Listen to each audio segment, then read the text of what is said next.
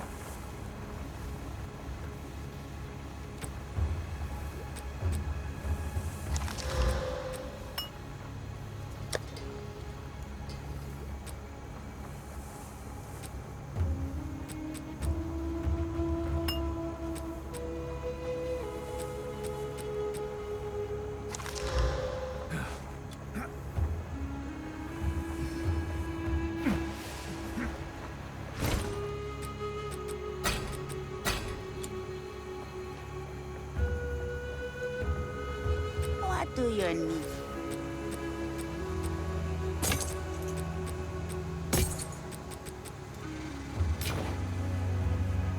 Take your time. My tribe could use it.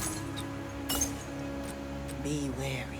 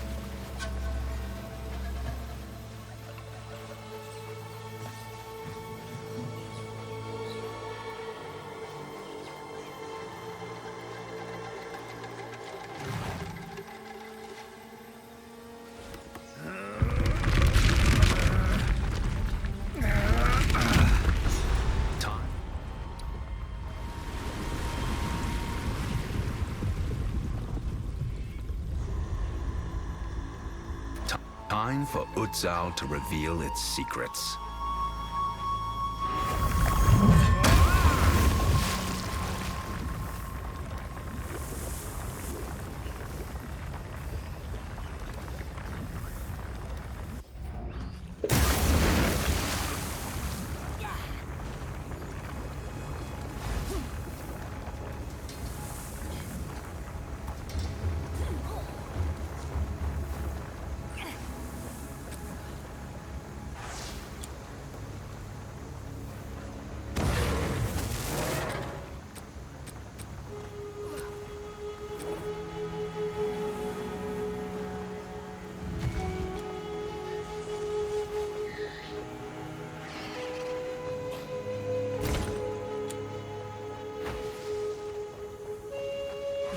bond for their queen.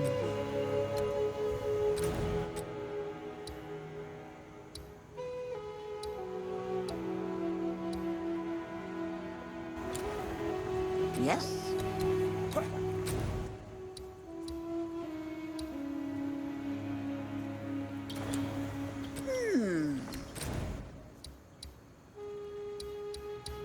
Everything here can kill you.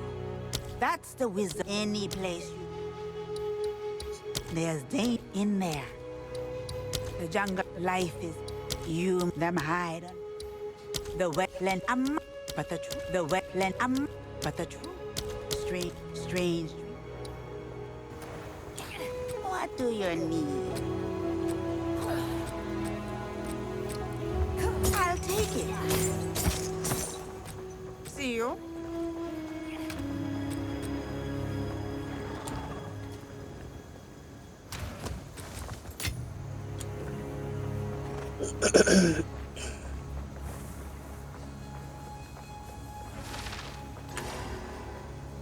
I had no idea how enormous this ziggurat really is.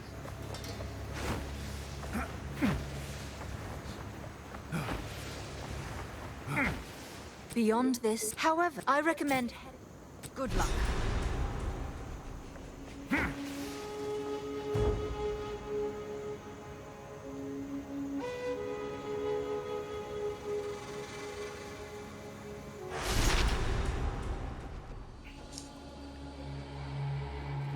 This drowned city is not dead. Something moves in hidden spaces.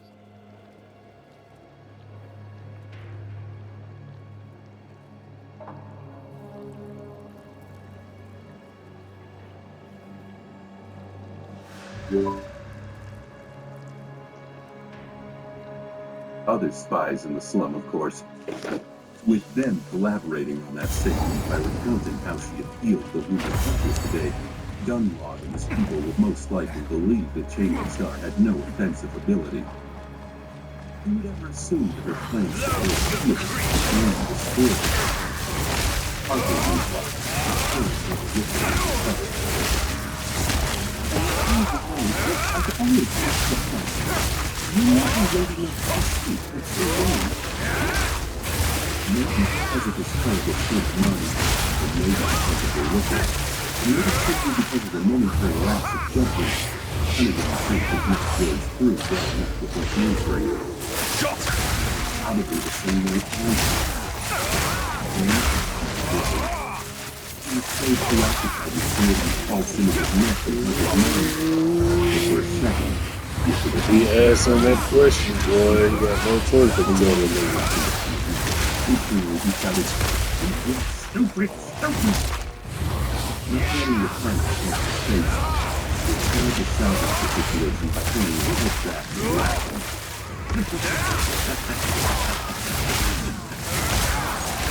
He would have tested with his last statement with a joke.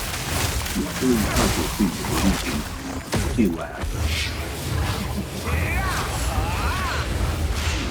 And then glanced at Sonny with humorous spark in his eyes. However, his next words sent him into a cold of great horror. It was as though the depths of hell would not like to make him speak. You think to play along, but don't really know what you're doing. Yes, of course. Sonny. It was much for me that. Damn! Sonny stared at him, smiled closing in his face. This was the absolute worst-case scenario. He desperately would search for some evidence to tell, and he desperately drove the rigor of the situation. There was no way out. At least one he could see. He was caught. But the news was petulant in his mind. Slowly, he became deathly pale. He was still turning, waiting for the answer. His face was gaunt, tired, and full You tell a nigga your true name, you gonna feel it. desperate hope. He was just a weak, pitiful kid after all. The pressure was replaced by blinding pain, sending a kind of running through his body. Why would you have to ask that question? But it was too late. It hadn't changed. Like a corner seat. Sneaking was only one thing. Efforts only sense that something was wrong. But the eyes widened. Sunny needed to survive. That's what this was about. Survival. Just a second before the pain overwhelmed his limit, he pushed out an airport. Sunny suddenly leaned forward, picked up the crude iron knife, and stabbed it through the portion of the man's heart. Parker let the pain scream. His eyes were washed with fear and confusion. How could they have lived here all this time? Shooting a knife from the Parker's weak body, two ribs glowed. The crazy wooden table flew aside and scattered into splinters as it hit the wall. It was floor, making sure that no further sound would escape from his lips. His wide eyes were full of pain and terror, staring at Sunny with a silent but deafening question. Why? Did you ask the wrong question? You already knew you was a spy. And with Sonny, he can't lie. You gotta tell the truth. He cannot tell you your true name. If you learn his true name, he's gonna be a slave to you. You had to go, buddy. You had to go. Fingers, his face, smeared it with blood. His thin lips with tears. He reached and tried to push Sunny away, but there was no strength in his arms anymore. Biting his lips hard enough to break the skin, Sunny held the goddamn man down and twisted the knife, trying to follow the spear to see. Sunny's voice cracked.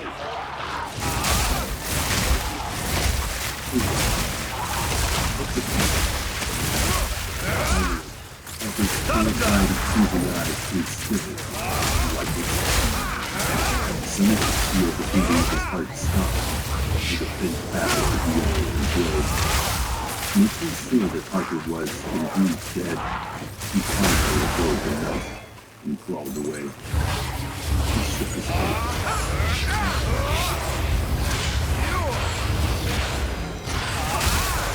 As though summoned by these words, the voice of the spell sounded into his ear. You were straight into a buffalo.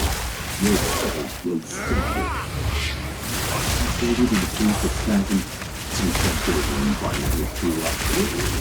Then, he reached his own floor, and had to wipe his face. Only to realize that he was spitting blood all over. Guilty.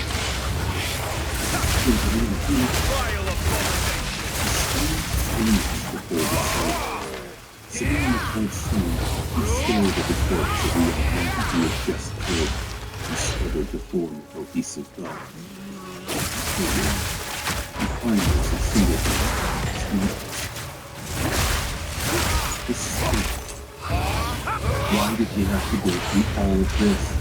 The slave caravan, the forgotten shore, changing star, and now Parker?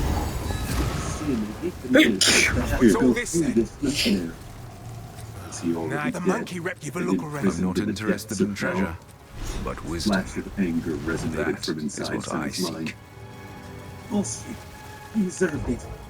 Sunny gritted and forced himself to concentrate on the thought. Why do I even feel guilty? The bastard was going to sell me out to Gunlug. He knew that he was helping to kill me. And not just me alone, Nekus too. What horrors does this quiet darkness Sunny tried to hide? convince himself that he had the right to kill Harper. Excuse me. He could not accept it. There were ways to be an ultimate critical spy, but he chose this one. He chose this one for one reason. Sunny heard the voice in his head, needling him. Excuse me. Let's be honest with yourself for once. Don't you dare to be a Sunny pivoted and dropped his feet against each other. The voice in his head grew louder. Sit. He luckily opened his mouth. The words flowed out. Still thinking. Sunny looked at his mind. Choose him. Excuse me. God damn. And just like that, he suddenly felt better. That's a good deal. He was already a murderer anyway. He was planning to help Nekus kill hundreds of people. affected by the irony of the What situation, strange Sonny machinery. barely stopped himself from laughing. He didn't want to make too much fuss. Breaking that table was already a mistake. What if Sonny comes to check on the promotion? What was it bad? Why is he going downstairs? Through the comments, so Go. what was he going to do with it? Instead of coming up with an answer, Sonny leaned forward to hear it again. The slow walk squeaked at the door burst from his face. He looked up. Excuse me. His face clear. His memory and Castor. Stunned and stretching his face. Proud legacy taking into sight. A broken table. The smell of alcohol in the air. A bloody body with its chest. And the discovered son. Kneeling on the floor. His hands and face smeared with fresh blood. This is not. No word came to his mind. No matter what he would say, the situation was not going to appear any better. Looking him straight in the eyes, Castor asked with horror in his voice, "Sonny, what did you do?" Sonny blinked and stared at the young man. After a few minutes, he opened his mouth and the flaw of its lip. Words flowed from his lips. "Like you killed the bastard." His voice was calm and nonchalant. Madness Sonny felt inside. He took a Castor he couldn't show anything. He didn't justify himself to leave on their wrong business. Never told himself to talk about them. So, if there was ever a time for action, it was now. Especially because, unlike everyone else in the show, Castor already knew that Sonny wasn't as useless as everyone believed. He had known it ever since that night when the three of them fought a devil together. Why did you I kill must him? maintain a fine balance. Sonny stood up and shrugged. He wasn't taking no questions. Castor opened his mouth, stunned, then closed it again. After a few moments, he suddenly frowned. What kind of questions? It seemed as though Castor had realized something. Sonny began to wonder what he was even doing here. Sonny continued to focus on sounding casual.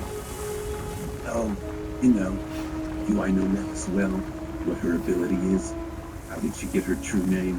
Stuff like that."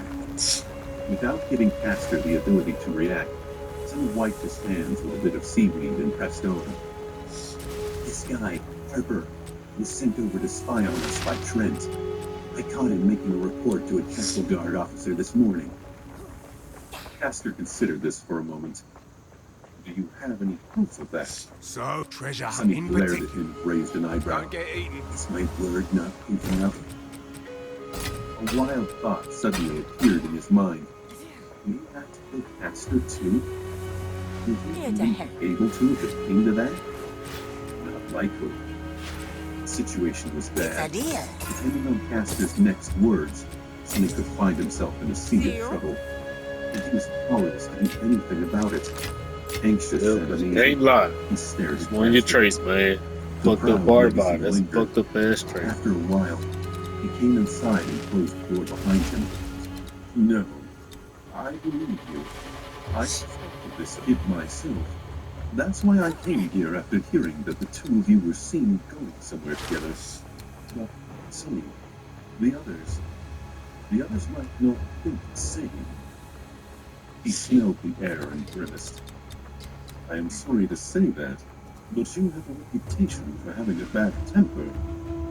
With alcohol added into the mix, and no food, Harper to the castle, you can see how this does not look good." Sonny scowled, trying to pretend that he was calm. He saw where this was going.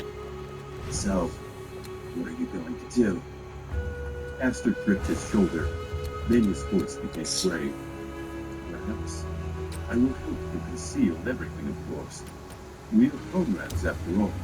But see, no one can ever know what you've done here, especially Lady Nephis. This will be our secret, all right?" Saying that, he looked Sonny right in the eyes. Hello He there. smiled. Sonny didn't trust that smile for even half a second. Caster had Sonny's fate in the palm of his hand. Rat him out, blackmail him, or worse. Until next Sonny time. found Caster's presence suspicious. Was he coming over to check on Harper? Yeah? Was he rendezvousing with I'll other take it. story? Caster had spent a long time in Be the castle. wary. He was respected there. And he was one of only 3 people who knew Nephis from the outside world. Who was to say he wasn't a mole, working for Gunlock since the day he joined them? Right. And slightly paranoid and jealous. I better know this good. Shit, use it in the right situation. Since coming back at Caster, it's because he was caught red-handed. And the truth. Yeah, they use hold on. They owe you one.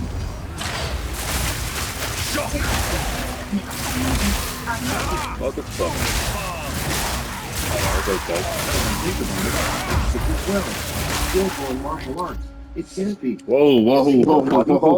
Pause there. Pause there. So we can't. No. Expose it too much.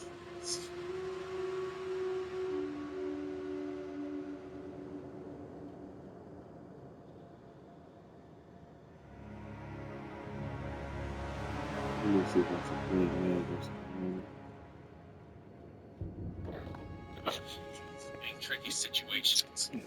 How those leaders managed to corner you is a mystery to me. Stated that they retained the two consulate that needed help, but they could disappear, leaving him to fend for himself. Simple in size, and made it.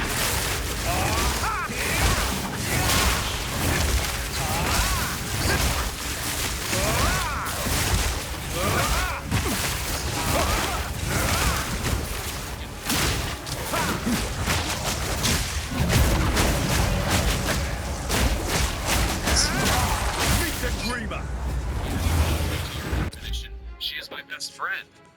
I wouldn't have delayed my departure for a mere human, if not for the fact that you saved my cub, and were stupid enough to lose control of your necromancy spell. So, as part of your reward, I'll teach you how to not endanger yourself and others with dark magic. The big secret stated as she came forward. The big smoker was an enormous beast, measuring at least 5'11" tall at the shoulder, with a weight close to the top. Its fur was deep black, with shades of black all over it. It was about to defend himself, explaining that it wasn't a spell meant as an experiment, when he realized what had happened. Delay the departure? So that's why I needed to make haste? All that has happened was just a way to speak with the spit, he thought. The big mother moved closer, sniffing at him with curiosity. You look like a human. There's something different about you from the others I have met so far. What's your name? She asked. Scarlet. One name was wiser to use the name bestowed upon him by the kings of the Throne Wars. If the big mother knew some humans, he needed to protect his identity. It's the wrong name for someone so young. A big name, even. That's a good omen. I'm Paula, and that's my youngest one, Nod. Let's give a polite nod. Listen well, Paula. There is a reason light and dark magic are so scarce in nature, and that's because they have the strongest elements. Energy is light, and according to legend, it can even resurrect the dead or create new beings. Darkness, instead, is the element of death. It's not evil by itself. It's just that all living beings are scared of death, so they fear it. And fear can easily turn into spite and prejudice. Let's scoff at those words. I have yet to meet someone, human or not, that doesn't consider the element they are the best at as the strongest. As for light magic, it's a great tool. Powerful is not the word I'd use to describe it. Convenient at best. Whatever, Soul said. Why don't you just stay quiet and listen? When are we going to find someone who can teach us real magic? Paula stared at him for a second, sensing his What disbelief. the fuck? Tell me, Scourge, how many magical beasts have you met that use lightning? None, you replied. And how many are capable of using darkness? Just one. It was a big, few years ago. So, 0 and 1. While there are countless beasts that use the other elements. Have you ever wondered why? Let me show you an old big trick. Kala tapped the ground twice with her left paw claws, and dark energy swirled around her massive body. Arise! Kala commanded. The energy seeped into the ground. Countless skeletons, both human and animal, emerged from below.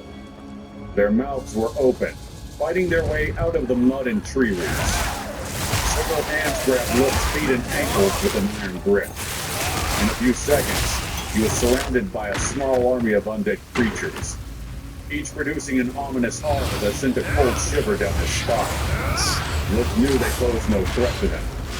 A single undead was nothing more than an annoyance, so even that many couldn't harm someone like him. Worst case scenario, he would simply take off and attack them from the sky, leaving them no possibility for retaliation. But his body seemed to ignore all that knowledge. The only things he felt from their tiny red eyes were fear and revulsion. He kept calm, keeping those emotions at bay while exploiting that contact to use invigoration on them and understand how Colin managed to do it. Look, Yeah! each one of the skeletons grabbing him had a small... What?